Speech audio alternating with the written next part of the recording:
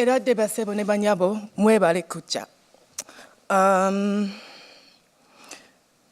I say in the program that I'm going to talk about promised lands, but I'm not really. But if you have any questions about the video that is part of the exhibition that accompanies the festival, I'm happy to answer those after this talk. I'm going to be talking instead, as Emily indicated, about the piece of work that they commissioned. So I'm talking about my work in front of the people who commissioned it, who I actually have also known for a very long time. And from before in the case of Kojo and Anjali, actually, from before the time that I entered the discursive and economic space of contemporary art. So to just give a little bit of background, I was invited at the, I think, October, November of 2017 to attend a meeting in Berlin that was organized by the curators Annette Busch and Marie-Hélène Gutbele for a project called Women on Aeroplanes. This title comes from a Kojo Lang novel, and the project Women on Aeroplanes was one of the outcomes of a preceding research and exhibition project called After Year Zero at the House of World Cultures in Berlin that was looking at the moment of independence from formal colonial rule and beginning to think about what happened afterwards. In the reflections that the curators made following After Year Zero, they wondered why they had featured so few women in their exhibition. And this was strange to them, given that in almost every single case, women and organized groups of women played a very key role in achieving independence from formal colonial rule. So this project came into being. I think its primary initial focus was looking at film, but this then expanded. The Women on Aeroplanes has had iterations in Berlin, in Lagos, in Poland, and in London. I was invited to attend the meeting in Berlin, and I more or less warned that I wasn't really someone who had done a lot of work on women necessarily, and I wasn't really someone who had spent a lot of time thinking about the moment of anti-colonial organizing. A lot of my work had previously been engaged with the period of formal colonial rule, particularly in East Africa. But I brought to the table, if you like, a long-standing engagement with history and with historical materials, and with thinking around questions of how the historical record is constructed, what falls within and without it. In this sense, I have a long engagement with questions of the archive in the Foucauldian sense of the laws which govern that which can be said.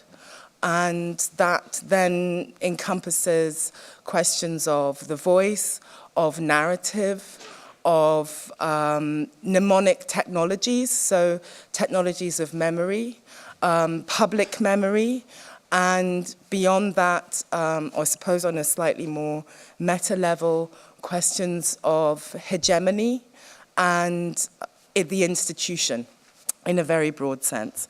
So when Emily and Kojo eventually, after this meeting in Berlin, invited me to imagine a project for the London iteration of Women on Aeroplanes, I, being someone who tries to think fairly contextually, thought, well, London is historically one of the most important centres of organizing, of political organizing, of activism And then there will have been women here. It might be interesting to look at, or to try and find out about a woman who had played an important role in the City of London, and it was through this really that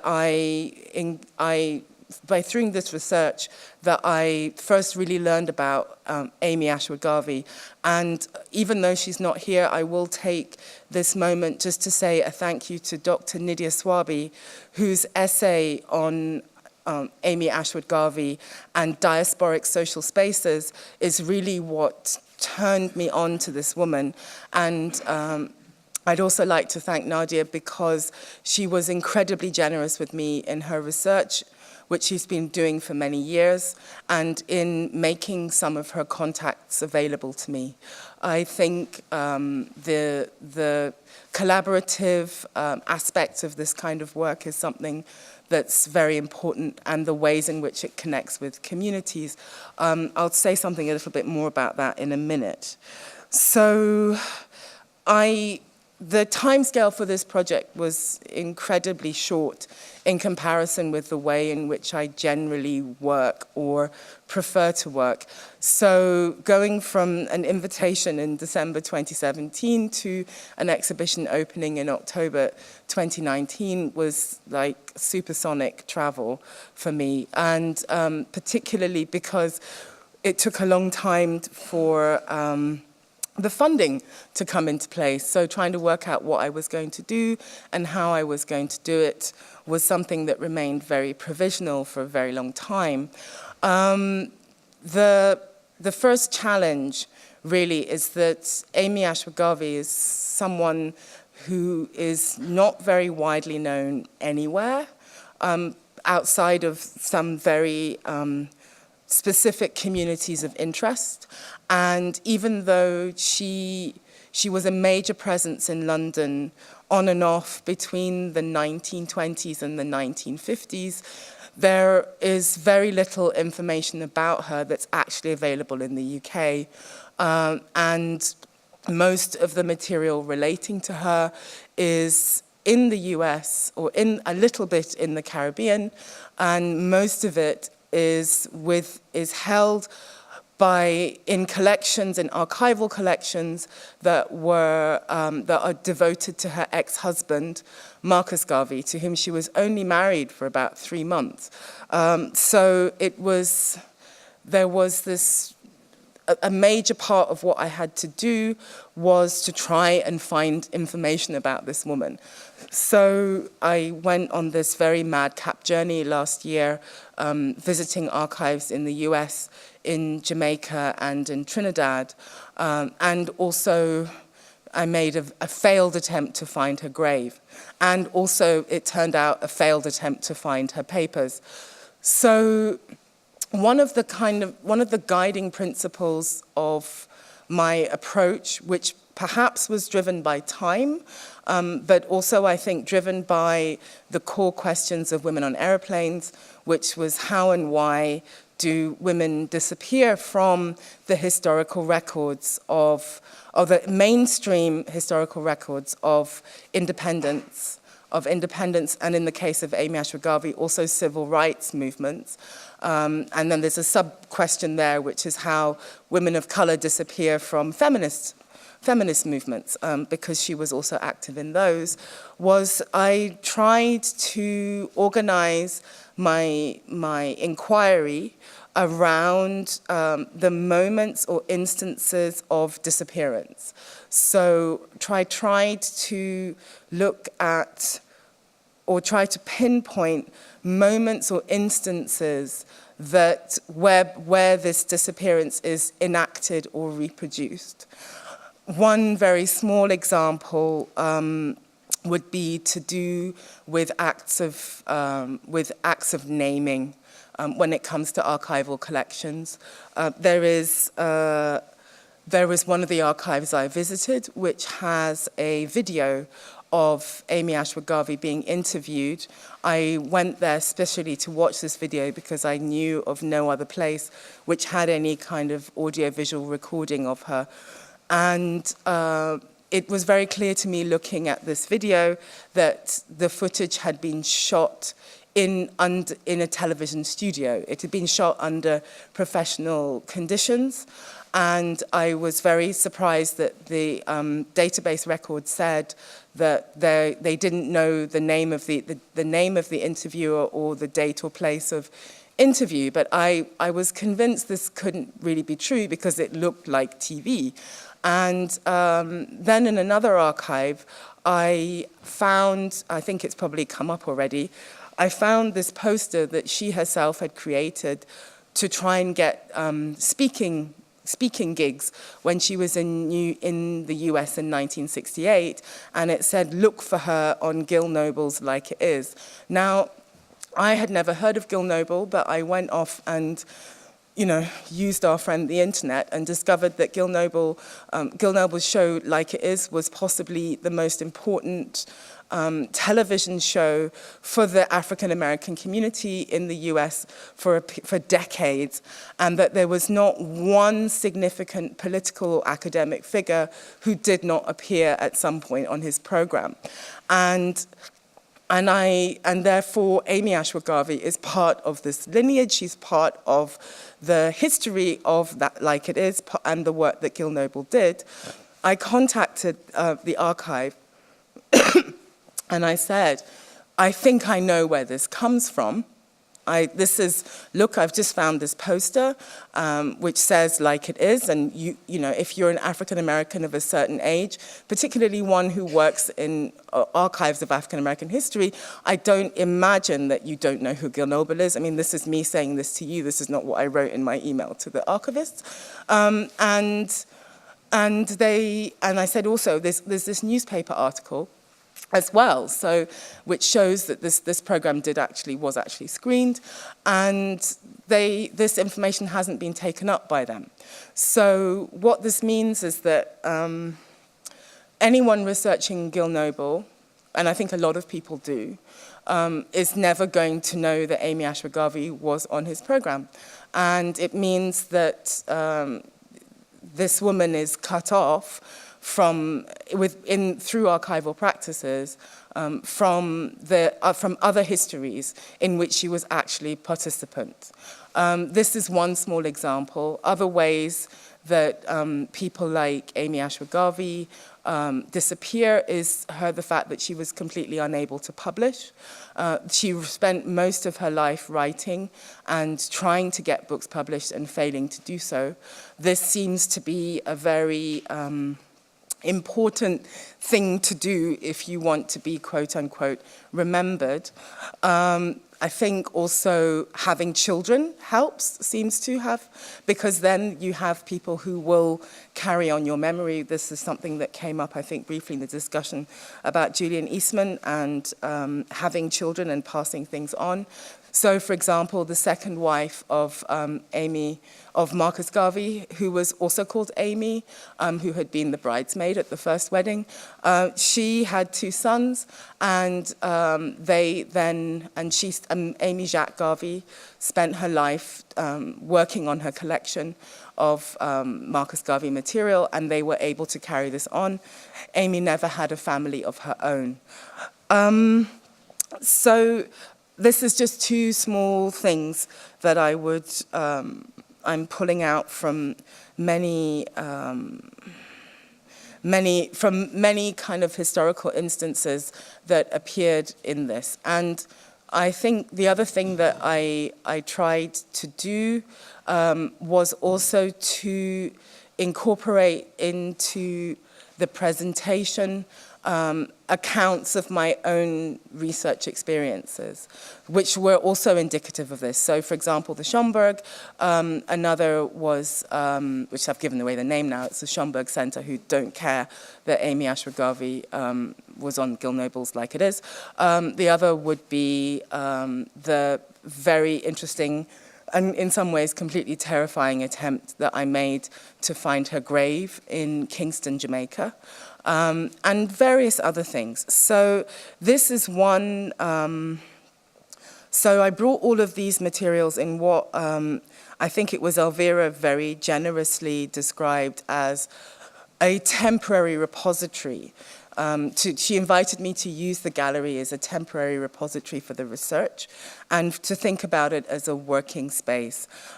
This series of images that have just come up are a quite interesting reflection of that, because I found this image in the library, also at the Schomburg Center, and they knew nothing about it.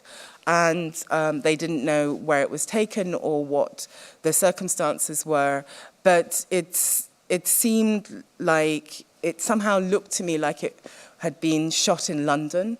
I don't know how. This was an interesting question that I started to ask myself over the course of this research, is how do I tell the age of a photograph? But it really, or the location, but it somehow really looked like London. And I had this feeling that if I brought this picture to London, that someone might know something about it. And the historian Marika Sherwood, anyway, I'm going ahead of myself. So I made this poster, which I think has just been up, which had this photograph front and back. And then on the bottom, it has a list of all the organizations founded by and for women of color in the UK that we knew of at the time of publication. And the aim was, this was a free poster to take away from the gallery, and it was a way to disseminate the image and maybe find out more about it. And just 1 week after the exhibition opened, Marika Sherwood, who is a historian based in the UK, another incredibly generous person, wrote to me and said, I have the article, it's from the West Indian Gazette, which was published by Claudia Jones, and the article is entitled We Thank the Women, and is a wonderful article in which they hold an event, I think in Kilburn Town Hall in 1960 something, I can't quite remember now, where they've come together on All Africa Women's Day to talk about how, this is, sort of 50 years ago, how the role of women in the struggles against colonial rule and against apartheid is not being properly appreciated and supported. So it was so I then had to, I then took upon myself the responsibility to change that area of the exhibition to incorporate the new information. And that's something that I have tried to be responsive to. It was on for 4 months. It closed at the end of January. I think, how are we doing for time? It's coming up for 20 minutes. I thought I had more to say. So let me just go back to my notes quickly. What have I missed out? Yeah, I mean, I think one of the big challenges that I think I faced with this particular endeavor in comparison to previous has been that I usually work on material that people don't care about, where the stakes are quite low. So this means that I'm able to get quite a lot of access because people are very relaxed, because it's not really a big deal. At most, people might be a bit sort of puzzled as to why I care, but that's sort of fine. But what was very interesting about this project, and I think has really set me a set of challenges, is that it seems somehow in 2018, in 2019, to connect with a series, with a set of contemporary political urgencies. I think this is also something that Kojo and Anjali I said, I think, more eloquently than me in their articulation of the work they've done on the work of Julius Eastman, but that again at this moment in time, the work of people like Amy Ashwa-Garvey, the practices of political organizing, and in her case, highly interdisciplinary practices of organizing, are something that are being thought about, thought with, and taken up by communities of activists in Europe, in North America, in all sorts of different places. And this produced, or has produced for me, a different set of questions around what making an exhibition is, what it's for, and what my responsibility is in terms of working with this material. So, for example, and this is something that I still find quite daunting, is that at the moment, this is possibly the largest repository of material about Amy Ashwood Garvey that is publicly accessible, because it comes from so many different archives, it comes from so many different places, but it's all together in one place. And if someone wants to work on this woman and her work, this is a place that they can do this. And I think that's one of the things I hoped was happening in the gallery, that people were able to spend their time looking at things and to take up the references and take up the material. But I now have to take very seriously the question of the afterlife of this exhibition, the afterlife of this material, and how it can be put to use within political life. And that's not something that which is not to say that the space of contemporary art, or that bringing this material into the space of contemporary art doesn't have a political use value, if you like, because that's absolutely not the case, but that there are other things that might or ought or might happen with this material that extend beyond the time frame of the exhibition and beyond the discursive context of contemporary art. And I'm trying now to think about that a little bit more seriously. I think because that's also to do with what kinds of constraints, possibilities and also constraints come with bringing this material into specific discursive fields. So I think this is something that I will continue to ponder on for some time, and to try to find ways to think about and to work with. I'm trying to maintain and expand the discussions and the relationships that I've developed through working on this material. And that's nothing which I haven't done before, but I think this somehow has a different sort of, there's a different kind of tension that's somehow at play. I think the only other thing I would like to really share at this point is two things, really. Not one thing, two things. Is that I don't think, the title of this session is Setting the Record Straight. And I don't think that's quite what I consider myself to be doing. In the sense that setting the record, it's a definite article, it's one record. And it's straight. And I think those speak to a kind of a sort of normative monological idea of history and how histories are taken up, produced, reproduced. One of my favorite words in English is remember, because it's remembering, putting something back together.